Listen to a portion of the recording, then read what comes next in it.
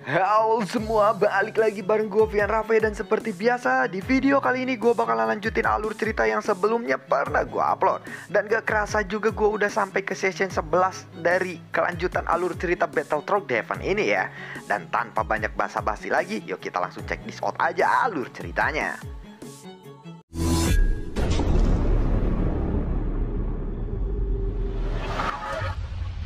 Di episode sebelumnya, upacara daftar emas akan segera dimulai. Dan setelah di periode kultivasinya Malongming, dia berhasil menembus ke level puncak Dausian bintang 9. Dan tidak hanya sampai di situ saja, Malongming memiliki kepercayaan diri yang cukup untuk bertarung melawan juara sebelumnya, yaitu Jie. Tentu saja karena saat ini ia masih mengira bahwa Zie masih mengalami cedera yang serius. Apalagi hanya ada waktu 6 bulan saja untuk memulihkan dirinya. Jelas itu sangatlah mustahil baginya. Pada saat ini mata Malongming beralih memandang ke semburan ke-9. Pada saat dia menunggu sekian lama, dia masih tidak melihat sosok Xiaoyan atau Xiaofeng itu keluar dari semburan ke-9. Dia pun lalu bergumam, "Xiaofeng, sebaiknya kamu jangan muncul pada upacara daftar emas kali ini. Kalau tidak, aku pasti akan menghantammu menjadi daging cincang," ucap dari Malongming. Setelah itu, dia pun segera pergi ke semburan ke-8. Pada saat yang sama di semburan ke-9, Xiaoyan pun lalu melangkah keluar dari kolam spiritualnya. Xiaoyan menggunakan jubah aliansi dewanya. Dan kali ini Jie pun sudah berpakaian, tidak lagi puing puing bueng bueng. Jie pun lalu menatap ke arah Xiaoyan yang keluar dengan langkah yang sangat lambat dan dia pun tersenyum. "Hei, kamu terlihat lebih gagah ya," ucap dari Jie yang melihat itu. Mendengar itu, Xiaoyan pun lalu berkata, "Kamu akhirnya mendengarkan kata-kataku untuk berpakaian. Dan gaunmu saat ini terlihat sangat indah. Aku rasa akan ada banyak pria yang jatuh cinta kepadamu nanti," ucap dari Xiaoyan. Jika pria-pria di sana itu sepertimu, sudah jelas aku tidak akan menolaknya," jawab dari Jie. Xiaoyan pun lalu menghela nafas dalam-dalam mendengar itu. Dan benar saja, wanita ini sangatlah aneh. Setelah itu, Xiaoyan lalu menutupi wajahnya dengan mantel yang lebar. "Ayo kita pergi sekarang," ucap dari Jie. Setelah itu, mereka pun lalu pergi dengan cepat dan berpisah di tengah-tengah jalan agar tidak dicurigai oleh banyak orang. Dan saat ini di pavilion ke-9 di dalam aliansi dewa, platform pertempuran yang sangat luas sudah dipenuhi dengan sorak-sorai penonton. Di arah depan platform pertempuran ada 10 platform emas. Dan pada saat ini di atas 10 platform emas itu sudah berdiri tegak 5 tokoh yang sangat luar biasa kuat. Dan di antara mereka ada juga Malongming yang sudah berdiri tegak di platform emas yang kedua. Dan sedangkan platform emas yang pertama sudah jelas itu adalah milik Zie yang masih terlihat kosong. Namun pada saat ini suara angin lalu bertiup terdengar sangat kencang di dalam platform bundar itu. Lalu sebuah sosok indah pun bergegas menuju platform emas pertama yang sangat istimewa itu. "Maafkan aku sedikit terlambat," ucap dari Zie. Kemunculan Zie ini membuat semua peserta menjadi terkejut. Terlebih lagi, Zie terlihat sangat sehat walafiat. Padahal sebelumnya beredar kabar bahwa Zie sedang terluka parah. "Tampaknya hari ini aku telah mengecewakan semua orang ya," ucap dari Zie saat dia mengamati orang-orang di sekitarnya. Chen Li pun terlihat terkejut saat melihat Zie yang begitu cenghar, bugar, banget nah herang dan geus dipacok. Dan Mayu pun terlihat berdiri di sebelah Chen Li. Juga dia sangat kebingungan bagaimana dia mempunyai raut wajah yang menyilaukan seperti itu. Sepertinya dia memang baru saja ganti oli. "Hei, bukankah kabarnya bahwa dia sedang terluka sangat serius saat bertarung di Hongmen Star? Tetapi mengapa Zie terlihat seolah-olah semuanya baik-baik saja dan bahkan dia terlihat segar bugar, seolah tidak ada yang terjadi sebelumnya, ucap dari Mayu. Mungkin saja dia menyembunyikan kondisi asli dari tubuhnya yang terlukai itu, jawab dari Chen Li. Dengar itu Mayu pun kembali berkata, ya, itu mungkin saja. Dalam pertempuran di Hongmenstar, dia telah diracun bukan? Dan mana mungkin dia bisa dapat pulih dalam waktu hanya 6 bulan saja, ucap dari Mayu kepada Chen Li. Chen Li pun setuju dengan Mayu ini. Mayu pun kembali berkata, jika benar begitu kakakku pasti akan bisa mengalahkannya dengan mudah. Mayu lalu menatap Zie dan kemudian dia mulai berbisik dan bergumam pada dirinya sendiri. Aku akan melihat berapa lama kamu bisa terus berpura-pura sehat seperti itu. Kamu pasti akan mati di tangan kakakku, gumam dari Mayu saat melihat ke arah Zie. Chen Li pun tidak lagi berbicara. Alasan mengapa dia mengatakan itu hanyalah dugaan dan prediksinya saja. Dia sendiri tidak yakin entah Zie masih terluka ataupun tidak. Sampai sekarang, dia masih bingung dan sangat gelisah karena jika dia menganalisa dan menilai dari aura kekuatan Zie sendiri, itu sangatlah sempurna. Zie sama sekali tidak menunjukkan sedikit pun kecacatan atau sedang terluka. Dan bahkan warna kulitnya pun terlihat lebih cerah. Tidak lama kemudian, sekarang upacara daftar emas secara resmi akan dimulai, ucap dari pemimpin acara yang berteriak dengan sangat keras. Dan semua orang di sana pun bersorak-sorai. Pada awalnya peraturan mainnya pun sangatlah sederhana dan sangat jelas. Semua orang akan diundi secara acak. Kemudian bertarung dan akhirnya menghitung poin dengan jumlah pertarungan yang dimenangkan olehnya. Dengan kata lain, ini adalah pertandingan yang sangat besar dan brutal. Karena mungkin saja akan ada ratusan pertempuran di sana sini setiap saat. Dan durasi pertarungan itu mungkin membutuhkan waktu beberapa hari. Semua peserta upacara daftar emas bisa berpartisipasi dalam undian pertempuran secara acak, kecuali Zie dan juga Ma Longming. Kemudian kompetisi berikutnya akan diadakan sampai setengahnya mencapai 100 besar. Akhirnya semua peserta harus terus-menerus menantang orang lain untuk meningkatkan peringkat secara cepat dan mungkin poinnya akan lebih besar. Banyak pertempuran yang terjadi secara bersamaan dalam medan pertempuran ini. Tetapi bahan konstruksi yang digunakan di dalam arena ini sangatlah kuat dan bagus. Sekalipun pertarungan itu terlalu ganas dan dapat menghancurkan atau dihancurkan oleh para peserta yang bertarung, arena ini bisa dengan mudah dikembalikan ke keadaan semula setelah berakhirnya pertempuran. Jadi tidak perlu mengutus panitia untuk memperbaiki arena terlebih dahulu. Arena di sini memang sangat luar biasa. Xiaoyan juga berdiri di tengah kerumunan peserta yang sangat banyak ini. Pada upacara daftar emas ini, semua peserta memasuki arena pertempuran dan akan dicatat. Pada saat ini, sebuah batu giok kecil pun diberikan kepada Xiaoyan. Batu giok kecil ini bertuliskan arena ke-120. Xiaoyan pun tiba-tiba dia berada di arena ke-120. Pada saat ini ada seseorang yang sudah berdiri tegak di hadapannya. Sepertinya dia sedang menunggu Xiaoyan.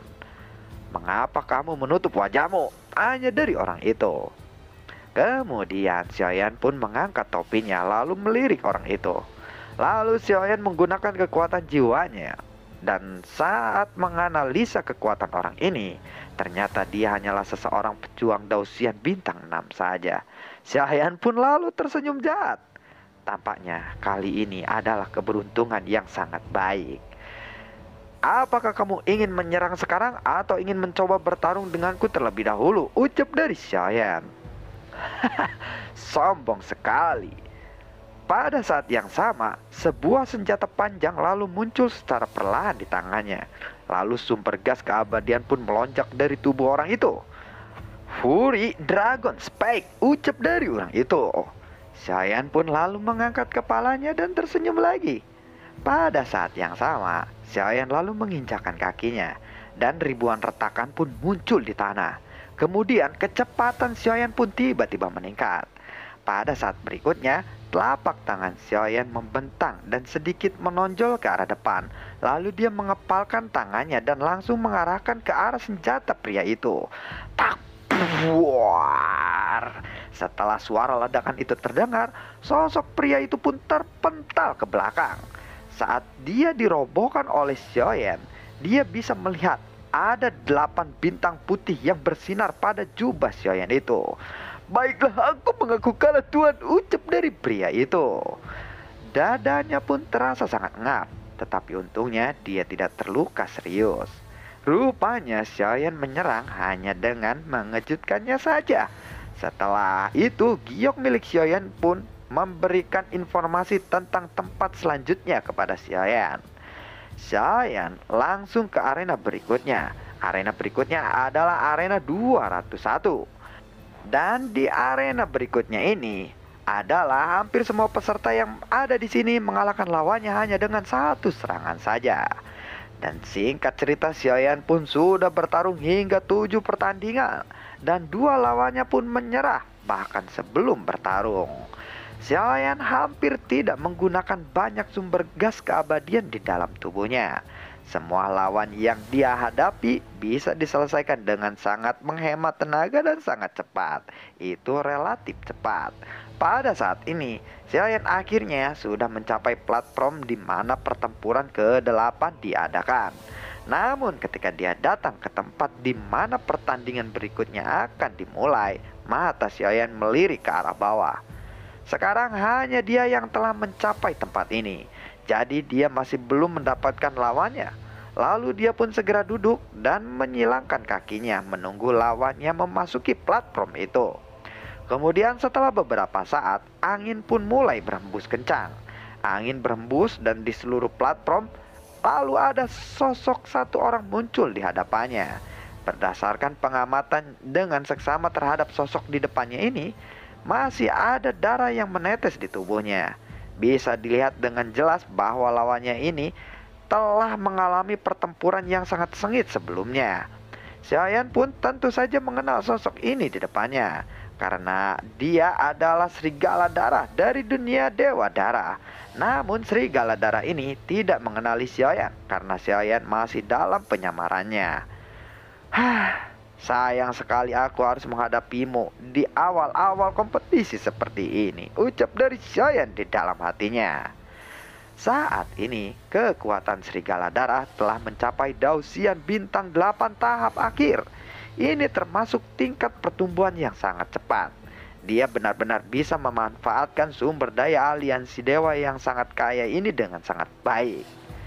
Kenapa kamu menutupi wajahmu? Apakah kamu terlihat jelek? Ucap dari serigala darah. Xiaoyan pun hanya terdiam mendengar itu. Xiaoyan takut serigala darah akan mengenali suaranya. Terlebih lagi dia sekarang menjadi ragu untuk menyerangnya, karena serigala darah pasti hafal dengan teknik-teknik milik Xiaoyan ini, karena mereka pernah bertarung sebelumnya. Oleh karena itu, Xiaoyan hanya memiliki 2 pilihan. Yang pertama adalah meninggalkan pertempuran ini dan menyerah, tetapi dia akan tersingkir dari 100 peringkat teratas. Dan nanti dia tidak akan bisa memiliki kesempatan untuk bertarung demi memperebutkan jabatan penguasa Papiliun ke-9 ini. Dan jika Xiaoyan memutuskan untuk bertarung dengan serigala darah, maka Xiaoyan harus membunuh serigala darah dengan sangat cepat. Setelah itu, lalu Xiaoyan pun membuka topi yang menutupi wajahnya. Nah, dengan begitu aku bisa melihat ekspresi wajahmu saat ketakutan dan memohon untuk dibiarkan hidup. Ayo kita bertarung sekarang, ucap dari serigala darah. Serigala darah lalu memperhatikan 8 bintang pada pakaian Xiaoyan itu. Serigala darah pun berpikir bahwa Xiaoyan ini adalah lawan yang sepadan untuknya. Serigala darah lalu meraung dengan keras. Kemudian sumber gas abadinya sangat kuat lalu dilepaskan. Di tangannya terlihat ada cahaya merah. Dia pun lalu mengepalkan tangannya. Tiba-tiba, bau darah pun yang kuat menyebar dan ini membuat siapapun yang menciumnya akan merasa mual. Pada saat ini, serigala darah juga mendesak momentum terkuatnya hingga batasnya. Haha, kita berdua adalah Dosian bintang 8. Jadi mari kita lihat siapa yang jauh lebih kuat di antara kita, ucap dari serigala darah. Setelah mengatakan kata-kata itu, serigala darah pun langsung mengguncangkan tubuhnya dan cahaya di tangannya pun menyapu dengan sangat cepat. Sebuah cahaya terbentuk sebagai pedang besar dan tiba-tiba melesat menuju Xiaoyan dan kemudian bergetar. Bersama dengan bayangan pedang besar itu, serigala darah pun yang melesat dengan cepat di belakangnya. Pada saat ini, Xiaoyan juga mengangkat kepalanya dan di matanya terlihat ada 5 cakram yang berkilauan. Sinar cahaya ekstrim dipancarkan dari mata Xiaoyan. Dan pada saat berikutnya, sosok serigala darah pun tiba-tiba berhenti. Lalu Xiaoyan mengangkat telapak tangannya dan cahaya yang besar pun terkumpul di udara seperti matahari. Dan matahari kecil itu ditembakkan ke arah serigala darah. Serangan serigala darah pun langsung runtuh dengan kekuatan Xiaoyan itu. Serigala darah pun terpental sebelum kembali menyeimbangkan tubuhnya. Kemudian dia pun memuntahkan seteguk darah. Xiaoyan lalu memandangi serigala darah dengan sangat tenang dari kejauhan. Dan serigala darah pun lalu kemudian mengangkat kepalanya. Dia lalu berkata, "Kamu, siapa kamu sebenarnya?" "Namaku adalah Xiao Feng. Apakah kamu mengenalku?" tanya dari Xiaoyan. Saat ini serigala darah benar-benar tidak bisa menggerakkan tubuhnya. Tubuhnya pun terasa sangat kaku. Entah apa yang terjadi kepadanya. "Baiklah kalau begitu, aku mengaku kalah saja," ucap dari serigala darah. Hal ini juga mengejutkan bagi Xiaoyan. Kenapa serigala darah tiba-tiba menyerah hanya dengan satu serangan darinya saja? Karena selama ini Xiaoyan tahu bahwa serigala darah sangatlah sombong dan sangat sembrono. Dia biasanya menolak untuk mengaku kalah. Namun pada saat ini, 5 jari Xiaoyan pun lalu mengepal. Xiaoyan berpikir bahwa ia sekarang memiliki cukup kesempatan untuk membunuh serigala darah. Dan ini waktunya sangatlah tepat untuk dia bisa membunuh serigala darah. Jadi Xiaoyan pun melangkah maju. Dan momentum Dosian bintang 9 miliknya pun tiba-tiba meledak. Kemudian ketika dia mengangkat kepalanya lagi, mata Xiaoyan memancarkan kebengisan seperti binatang buas. Serigala darah pun merasakan tekanan yang sangat kuat dan menyangka bahwa saat ini dia melihat tatapan Xiaoyan. "Sekarang aku sudah mengaku kalah. Mengapa kamu masih ingin menyerangku?" ucap dari serigala darah. Setelah Xiaoyan mendengar kata-kata itu, Xiaoyan pun lalu tersenyum. "Hidupmu sepertinya harus aku akhiri hari ini," ucap dari Xiaoyan. Setelah itu, Xiaoyan pun langsung melesat. Dia pun langsung muncul di depan serigala darah. "Hei, aku tidak mengerti, kenapa kamu harus membunuhku?" ucap dari serigala darah. "Aku hanya ingin membunuhmu saja, dan itu alasanku," ucap dari Xiaoyan. Kemudian Xiaoyan langsung mengarahkan tinjunya ke arah serigala darah. Wah, tubuh serigala darah pun langsung terpental dan berguling sejauh ratusan meter di tanah. Lalu dia pun dengan sekuat tenaga mencoba untuk berdiri. "Kalau begitu aku akan bertarung denganmu sampai salah satu dari kita mati," ucap dari serigala darah. Tampaknya dia pun menggunakan metode rahasia untuk meningkatkan kekuatannya. Dan dia akan bertarung dengan Xiaoyan sampai mati. Fluktuasi kekuatan yang sangat dahsyat pun meletus dari kedua tubuh mereka. "Jangan pikir dengan menyembunyikan kekuatanmu itu yang sebenarnya kamu akan menang dariku. Jelas tidak akan semudah itu untukmu untuk bisa membunuhku," ucap dari serigala darah. Kemudian pada tubuh serigala darah pun ada kekuatan yang mengerikan tiba-tiba meledak di sekitarnya. Pada saat berikutnya, serigala darah langsung membentuk bayangan yang sangat besar dan sangat panjang, bahkan mencapai puluhan kaki. Dan sangat cepat bergegas menuju ke arah Xiaoyan. Tubuh besar serigala darah itu langsung menuju ke arah Xiaoyan. Telapak tangan dari serigala darah pun lurus ke arah depan, berubah menjadi cakar yang sangat tajam mengarah ke arah Xiaoyan. "Cakar serigala bayangan darah," ucap dari serigala darah. Namun Xiaoyan pun masih tidak bergerak. Di hadapan serigala darah yang sangat berteriak dengan sangat keras, Xiaoyan tidak merasa panik sama sekali. Dan lalu bagaimanakah kelanjutan ceritanya antara pertempuran Xiaoyan dengan serigala darah ini? Akankah Xiaoyan bisa membunuh serigala darah dengan sangat cepat dan menurut Xiaoyan mungkin ini ecek-ecek gitu kan. Nantikan video gue berikutnya dan semoga sehat selalu untuk kalian. Gue tidak lupa untuk selalu ucapin terima kasih banyak buat kalian yang sudah mendukung channel ini dari awal hingga saat ini. Dan gue juga selalu ucapin terima kasih banyak buat kalian yang sudah mensupport channel ini lewat link Saweria di bawah kolom deskripsi. Terima kasih semuanya dan semoga sehat selalu untuk kalian. Sampai ketemu lagi di video gue berikutnya. Assalamualaikum dan dadah.